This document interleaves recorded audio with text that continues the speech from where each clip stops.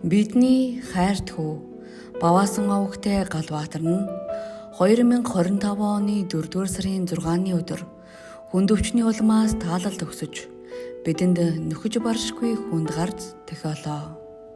Баваасан овогтэй Галбаатар нь 1988 оны 10-р сарын 12-нд Дорнод аймгийн Булган суманд Баваасны 4 дахь хүүхэд болон мэндэлсэн юм.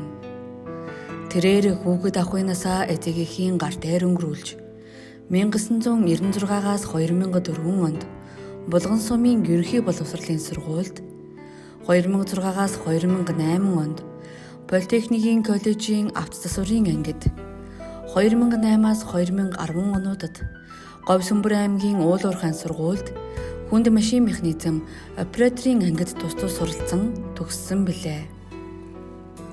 2010 оноос хойш өдийг хүртэл төрсөн нутаг Булган суманда мал аж ахуй эрхлэн амьдарч байсан юм. Талигачийн нийтэж нөхөрсөг олонд тусархаг гэгэн дүр төрхийг бид үүрд дурсан санах болно.